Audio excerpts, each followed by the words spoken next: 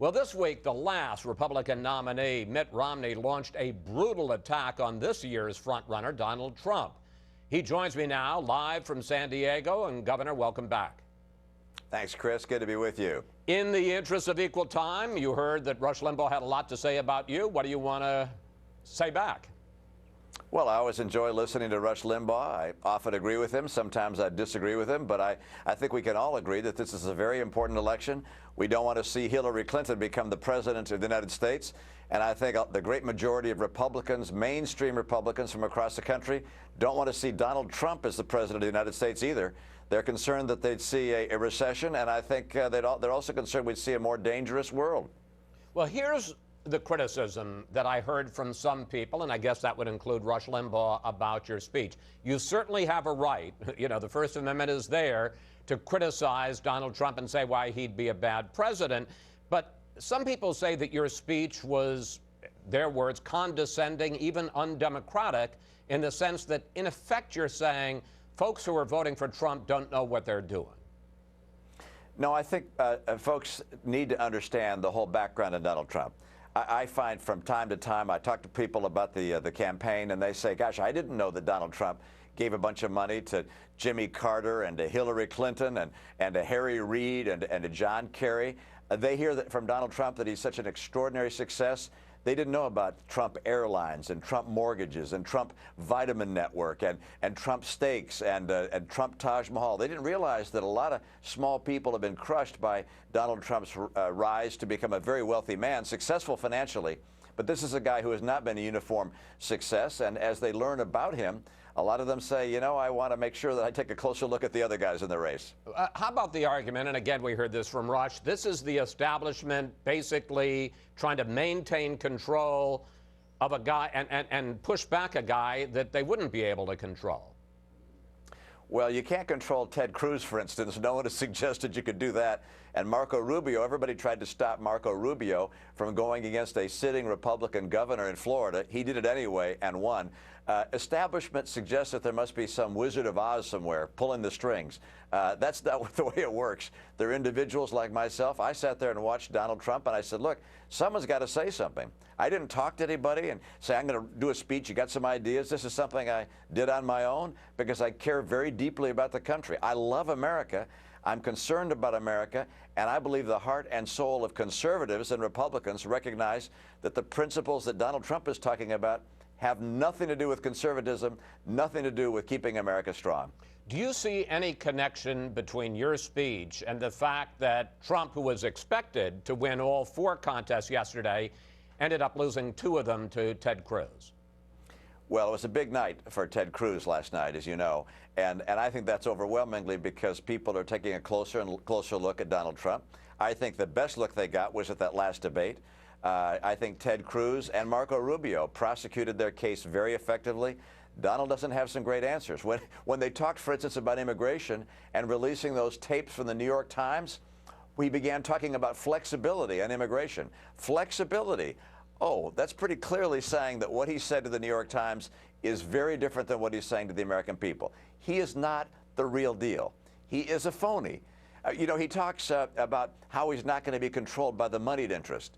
Do people understand that he's not giving money to his campaign? He's loaning it because he's expected to get money back from those same big donors he decries right now. He's planning on running a general election based upon raising money from those very people. Look, he's not the real deal, and I think Ted Cruz and Marco Rubio made that very clear, and that's why you saw the kind of night that happened last night. Well, you took down Donald Trump pretty hard this week. You had a very different view of him 4 years ago when he endorsed you. Take a look. There are some things that you just can't imagine happening in your life. This is one of them. Being in Donald Trump's magnificent hotel and having his endorsement is a delight. Donald Trump has shown an extraordinary ability to understand how our economy works, to create jobs for the American people. Governor, what changed? Oh, let me tell you, this is a guy, if we look at the past, this is a guy who was very successful, made a lot of money for himself. But at the same time, take a very close look and look how many small people he crushed along the way and how many failures he had. And so we could talk about the past at great length. I had a lot of people who endorsed me who I wouldn't endorse for president. Donald Trump just happens to be one of those who endorsed me.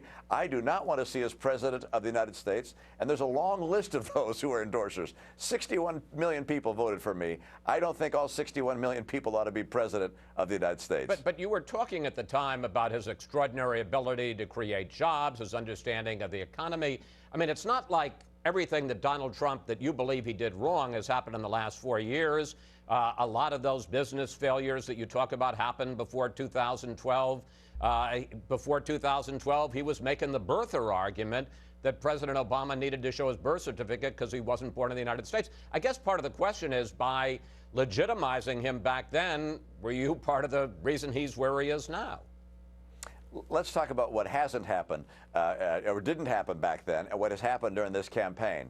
Calling George W. Bush a liar, cozying up to Vladimir Putin and saying he's a strong leader and popular with his people, equivocating on the Ku Klux Klan, talking about all Muslims as if they're one monolithic group. This is a person who considered Mexican immigrants rapists. And then his policy positions, one after the other. These are positions which are totally inappropriate. He doesn't want to balance the budget. He wants to, as you saw the other night, $10 trillion of additional debt. Look, this is a guy who doesn't represent what's right for the future of the Republican Party. In your speech this week, you suggested that the other three candidates should, in effect, work together to try to stop Trump. Vote for Kasich in Ohio, vote for Rubio in Florida. Basically a stop Trump flood the field, but that isn't working that way. Kasich rejected it, as you know, in the debate.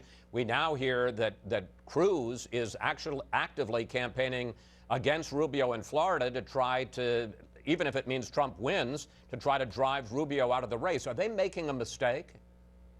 Oh, I think they each run their campaign in the way they think is most appropriate for them and most likely to lead to them to become the nominee. So I'm not going to tell them how to run their campaigns. I think people in Ohio are likely to get behind John Kasich, their popular governor there. And if I were a resident of Ohio, that's who I'd vote for. And in Florida, I think a lot of people look at Marco Rubio, are very impressed with his track record, what he's done in that state. They're probably going to get behind him. I think he's going to win in Florida. We'll see. It's close. In the final analysis, I think you're going to see one of the three. And right now, it looks like Ted Cruz, which will emerge as the strongest contender. But, you know, that can change. We've seen a lot of surprises in this campaign. One of those three I'm going to endorse before the convention. And I'm sure hopeful that I'm going to do everything in my power to make sure one of those three is our nominee. There is some speculation that when you call for a contested convention, that you are opening the door for a scenario in which the party would end up turning to you. Here's how you answered that question this week. There are no circumstances I can foresee where that would possibly happen. But let me say something else. I can foresee. No reasonable scenario I can imagine. Just slam the door on it. Close the door. Unambiguous. You will not run for president. I'm not running for president, and I won't run for president. Okay, this is the kind of thing. The question I'm going to ask you now is why people hate reporters. You say you won't run for president, but you didn't rule out a draft. So here's an opportunity. Oh, gosh. Okay, I know, but okay, Chris, it's just so ridiculous. I'm not going there. You got three people who I'd like to see as a nominee. I'm going to endorse one of them. I'm going to campaign with one of them. I'm not running for president. I'm not planning on running for president. And that's what it's all about. You got four people running for president at this stage. One of them will be our nominee. And as General George Tecumseh Sherman said, if nominated, I will not run. If elected, I will not serve. Well, that's an absurd, in my opinion, that's an absurd thing to say. No Republican should say that. That makes absolutely no sense for someone to say if they were drafted by their country that they'd say no. But what I can tell you is I'm not running for president. I'm not going to run for president. I'm going to support one of these four people to be our nominee. I'm supporting three of them right now, and that means that we're going to get one of those people as our nominee. You realize that by saying what you just said, that people are going to say, oh, he opened the door to a draft. No, you know how absurd that is? We've got four very strong people who are running for president. They will be our nominee, and I'll tell you, Chris, there's absolute 100% certainty of that in my view. All right. Finally, despite saying that they all thought that he was unqualified to be president, all three of the candidates on that stage on Thursday night also said that if Trump's the nominee, they will support him. You say you won't. Do you think, one, it's a mistake for those guys to say they'll support him even if he's the nominee? And what are your plans if he's the nominee? Would you support a third-party candidacy? Well, I think the guys would ask that question remembered the fact that at the beginning of the campaign, they all committed to support the nominee. They didn't imagine it might be Donald Trump, perhaps, and at the debate, it looked like they were having a hard time getting those words out.